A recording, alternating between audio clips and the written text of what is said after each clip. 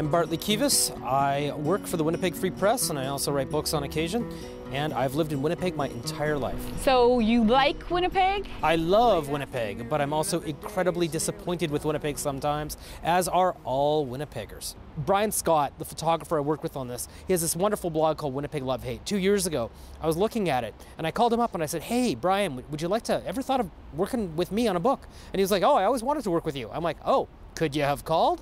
So do you think it was something about your writing and your observations probably along the way of Winnipeg that you both have a unique perspective then? Well, I don't know if it's unique. I think it's a definitively Winnipeg perspective. I think most Winnipeggers love the city and are really annoyed by it too. And that love-hate dichotomy, it's reflected in Guy Madden's film.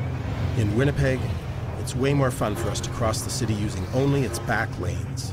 It's reflected in the Weaker Than's music. And in the turning lane, someone stalled again. He's talking to himself. It's reflected by anyone who's actually ever lived here. It's a very common thing. I hate Winnipeg. I like to joke it's a coffee table book for people who hate coffee table books because they're usually so reverent and they're all like the stately Manitoba legislature. Yes. You know, no one wants to hear that. No one wants to read that. They want to be told what's the real truth. You write, spend any time in Winnipeg and you cannot fail but notice the complex relationship between the city and its Winnipeggers.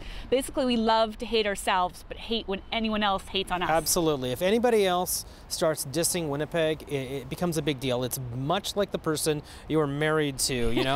You might complain privately about individual things they do, but if somebody else dares to talk about one of your family members, well, you're going to stand up and vociferously defend it. They're pictures of things that are supposed to be ugly, but they're taken in a way that makes them beautiful. Brian has a fantastic eye. Brian Scott, he's trained partly as an architect, as he works as a designer, and he sees things. What I like about it is there are also, in almost all of his images, no people whatsoever, which is a deliberate choice, partly because, you know, there aren't people in many parts of the city. The suburbs, it was a difficult chapter almost because I actually kind of fought with Brian to include a few more photos because from above the suburban streets and cul-de-sacs look like these weird organisms, these pseudopods extending from these amoebas that are like stretching out across the nether regions of the city.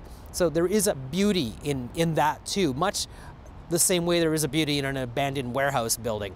We're here on Albert Street. It is one of the most pedestrian-friendly streets in Winnipeg. It's only a block from Portage and Main, the epicenter of the city, the heart of the financial district.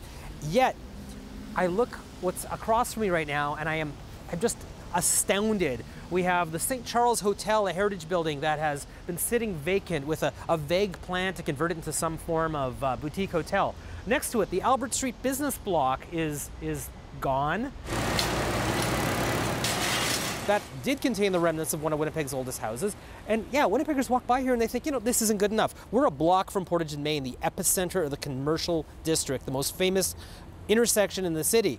This isn't good enough. So this is to you as an example of everything that we sort of do wrong. Everything we do, we allow this to happen because people come into possession of these structures and then don't take on the mantle of responsibility to actually ensure that they're being used. You mentioned the neighborhoods, the intersections of Portage and Main, the Exchange. We all, again, love and hate these things, and we struggle to figure out what is it that makes us Winnipeg. What do we want to be 40, 50, 60 years What is it that we now? want to be? We can start right now by being comfortable in our own medium-sized skin. We are not some massive city. We're not a megalopolis. We're not going to be Toronto. We're not Toronto, we're not Chicago, we're not New York, we're not LA, we're not even Vancouver, Edmonton, Calgary, or Ottawa. What are we like? We're a lot like Des Moines. We're a lot like Omaha. These are fine places. These are American cities that are totally cool being mid-sized, central North American cities. And they don't say to themselves, man, I wish I was bigger. We call the book Stuck in the Middle because we're stuck between this idea of what we were and what we really want to be and what we can be. And we're also stuck in the middle of the continent too. Late afternoon, another day is nearly done. A darker gray is breaking through a lighter one. You take anything away from this book, it is that it's okay to be honest. It's okay to examine that conflicted inner self. It's okay to examine that conflicted heart of the city. It is fine for things to not be black and white, but to be gray. I hate Winnipeg.